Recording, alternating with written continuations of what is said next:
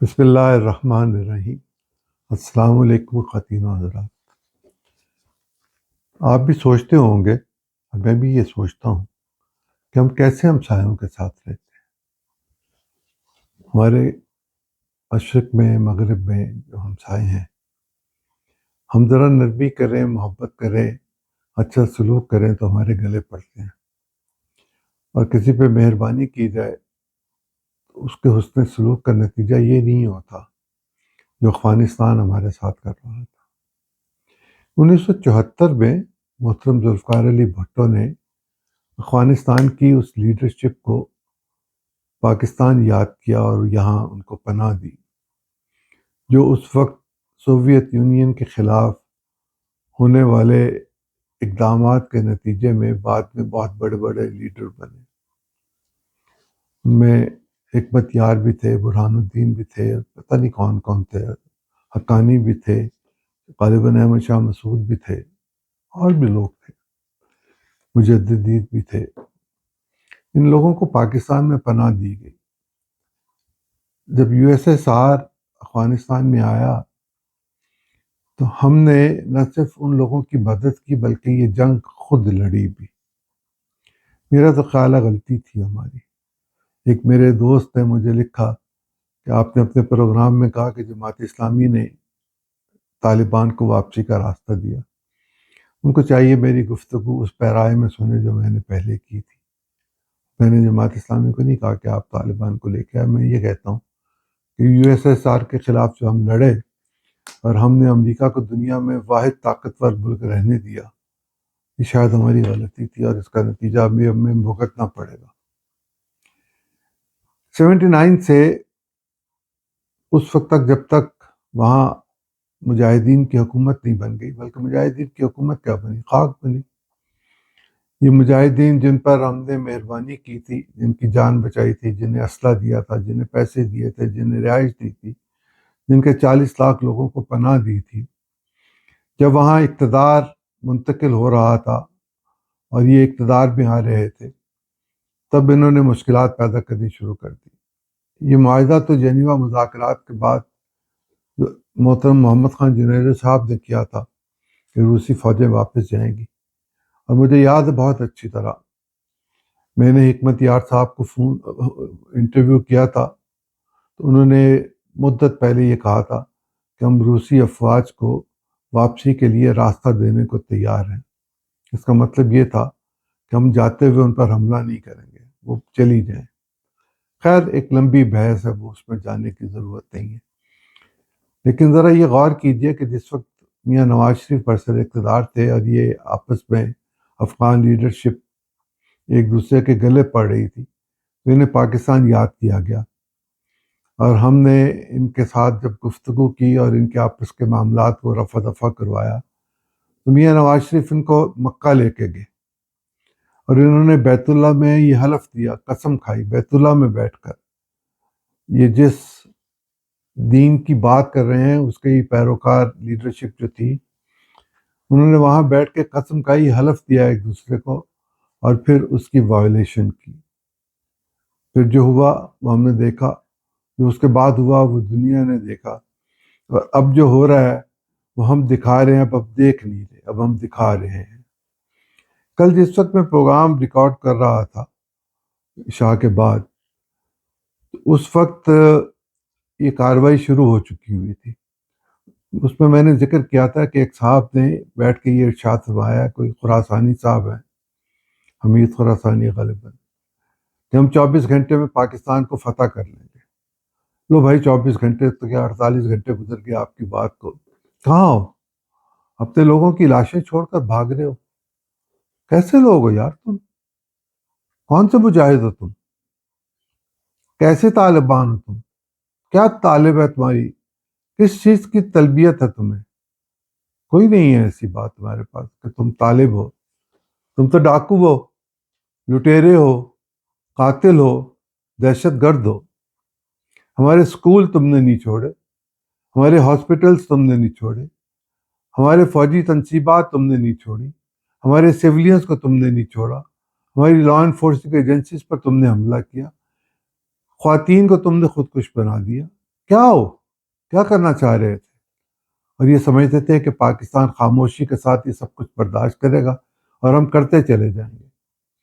وہ خواجہ آصف نے جو بیان دیا تھا نا کہ ہم آپ کو پیسے دینے کے لیے تیار تھے، وہ وقت لد گیا ہوا ہے۔ میں نے کل گزارش کی تھی کہ آپ بھلے اسرائیل کی گود میں جا کے بیٹھ جائیں، وہ اسرائیل کو مودی نے باپ بنا دیا اور اپنے آپ کو ماں بنا دیا اور پیدا کر دیا آپ کو، اور آپ جا کے 6 دن رہ کے آئے تھے انڈیا میں۔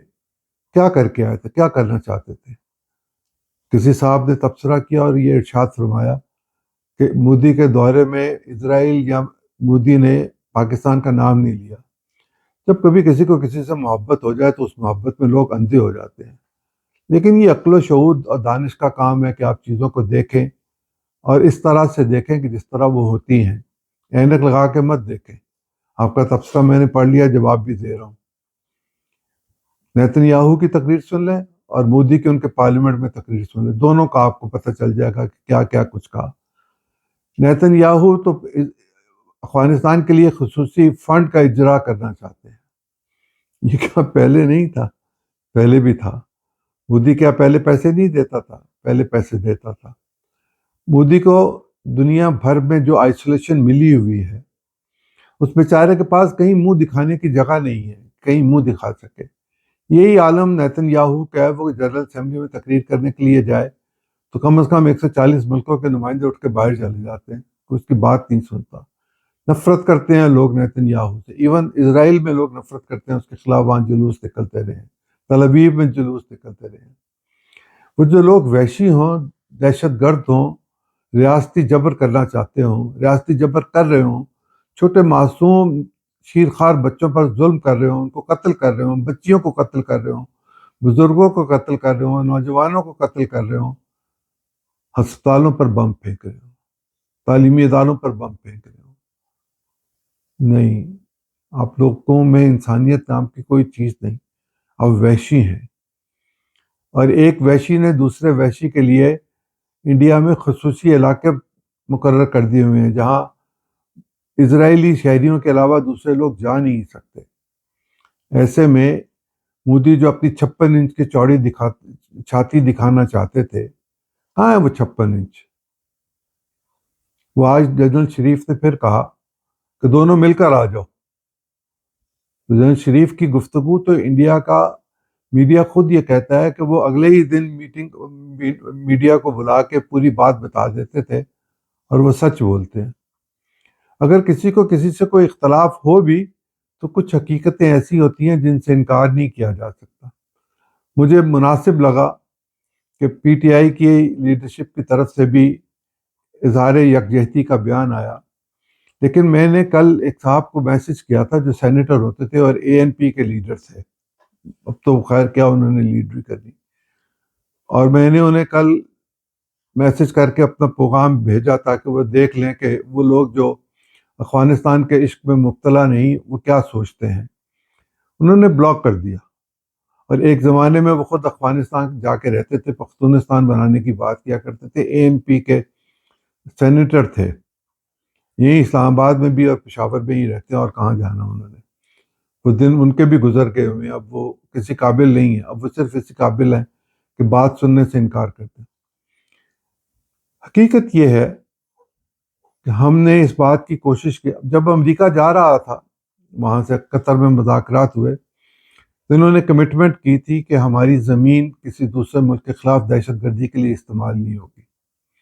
ہم نے بارہا کوشش کی باور کرانے کی، آپ کی زمین ہمارے خلاف استعمال ہو رہی ہے، آپ کے لوگ ہمارے خلاف استعمال ہو رہے ہیں، آپ ان لوگوں کو پروٹیکٹ کر رہے ہیں، آپ ان کے ساتھیوں کو پروٹیکٹ کر رہے ہیں، آپ ان کو پیسے لے کر دے رہے ہیں، آپ ان کو اسلحہ لے کے دے رہے ہیں، آپ کے اسلحہ خانوں سے ان کو اسلحہ ملتا ہے، لیکن آپ تھے کہ آپ کے کان پہ جوں نہ رینگتی تھی، آپ بات سننے کو تیار ہی نہیں تھے، آپ آگے سے ہمیں اور چیزیں سنانا شروع کر دیتے تھے۔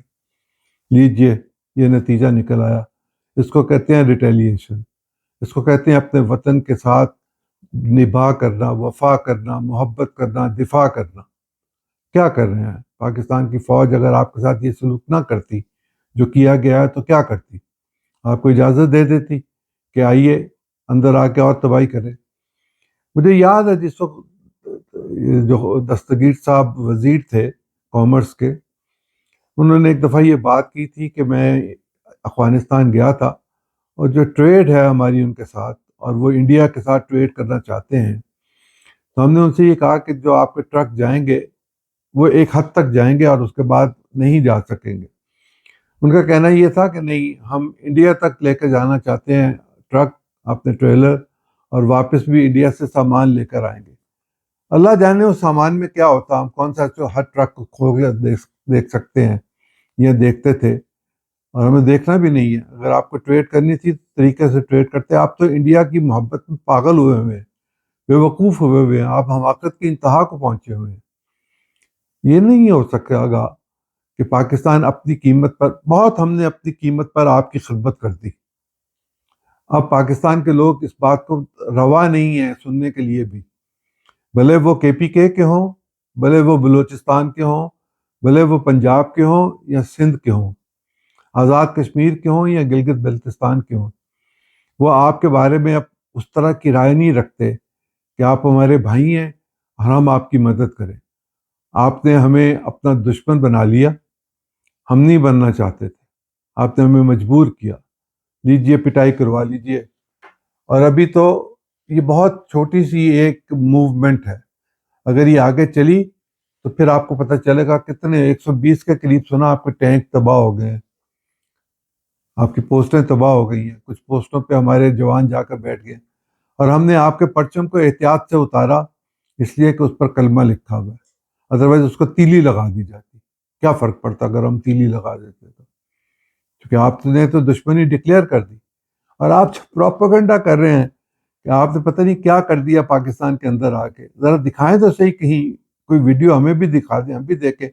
ہم کو اندھے نہیں ہیں کہ ہم خواہ مخواہ تقلید کرتے پھریں سرکاری میڈیا کی، ہم سرکاری سچ کو بھی جانتے ہیں اور سرکاری حقیقت کو بھی جانتے ہیں، لیکن آپ بھی ہمیں دکھا دیجیے، ہم دیکھنا چاہیں گے کہ کہاں آپ اندر آئے ہیں۔ انڈیا بھی آ رہا تھا شالیمار گارڈن میں شراب پینے کے لیے، شام کو انہوں نے 4 بجے پارٹی کرنی تھی 1965 میں، کہاں ہے، کیا ہوا؟ اور یہ جو نیتن یاہو آپ کو پیسے دے گا یا اسرائیل آپ کے ساتھ محبت بڑھائے گا، ہم جانتے ہیں یہ کیوں ہے اور اس کی وجوہات کیا ہیں، بہت اچھی طرح ہم جانتے ہیں۔ اگر میں ایک عام شہری جانتا ہوں، ایک عام قلم کار جانتا ہوں، تو وہ لوگ جن کا کام ہی یہی ہے کہ وہ اس بارے میں اطلاع رکھیں، اس بارے میں خبر رکھیں، اس بارے میں سوچیں سمجھیں اور حکومت کی پالیسی کو ترتیب دیں، وہ مجھ سے زیادہ جانتے ہیں، بہت زیادہ جانتے ہیں۔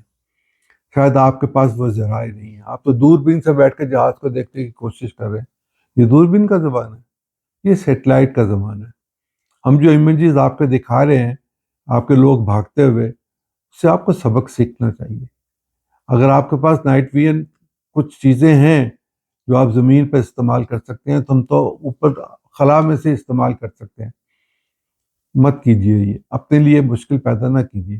آپ کی تجارت کا راستہ بند ہوا ہے، آپ کے لوگ تنگ ہیں، آپ کا کاروبار بالکل تباہ ہو چکا ہوا ہے، آپ کے لوگوں کے لیے مشکلات پیدا ہو گئی ہوئی ہیں۔ کئی ہزار لوگ ہر روز پاکستان آ کر مشقت محنت کیا کرتے تھے، ان کا داخلہ آپ نے بند کروا دیا ہے۔ اگر آپ یہی طریقہ کار اختیار کریں گے تو ہمیں تھوڑی سی اور ایک قدم آگے بڑھنا پڑے گا، اور آپ کے لیے زندگی تنگ ہو جائے گی۔ ہم نہیں چاہتے آپ کی زندگی تنگ ہو، لیکن ہم یہ بھی نہیں چاہتے کہ آپ ہمارے ملک میں فساد پیدا کریں۔ فساد فی الارض آپ کر رہے ہیں، اور جو فساد فی الارض کرے اس کے ساتھ تو جنگ لازم ہو جاتی ہے۔ میرا دین یہی کہتا ہے، پتہ نہیں آپ کس دین کی بات کرتے ہیں، آپ کس امیر المومنین کی بات کرتے ہیں، آپ پتہ نہیں کون سے دین اسلام کی بات کرتے ہیں۔ اسلام اس طرح نہیں کہتا جس طرح آپ کہنا چاہ رہے ہیں یا جو آپ کہہ رہے ہیں۔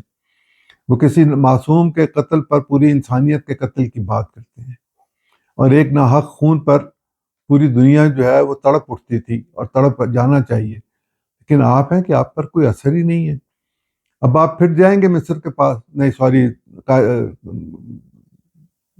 کہاں کیا نام ہے، ترکیہ کے پاس، آپ پھر جائیں گے دوحہ قطر کے پاس، آپ پھر جائیں گے کہیں ایران کے پاس کہ ہماری جنگ بندی کروا دو، ہمارا معاملہ طے کروا دو۔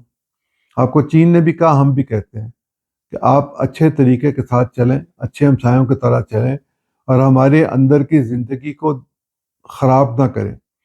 اگر ہماری پرم زندگی کو آپ خراب کریں گے، اور آپ ہی کی وجہ سے خرابی، اور کوئی خرابی نہیں ہے، اگر آپ اس تخریب کاری سے باز آ جائیں تو پاکستان بہت فلرش کر سکتا ہے، اور اگر آپ باز نہیں آئیں گے تو ہم آپ کی تباہی کے لیے بالکل تیار ہیں.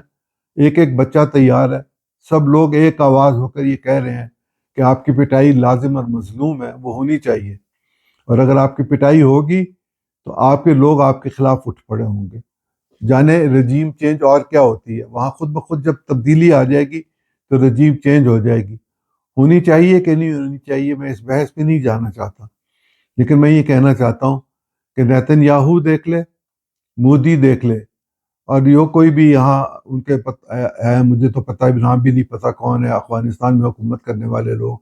ایک کوئی زبی صاحب ہیں جو آ کے ٹی وی پہ تقریر فرماتے ہیں، اور ایک وہ پاگل جو خراسانی تھا جسے 24 گھنٹے میں پاکستان پہ قبضہ کرنا تھا.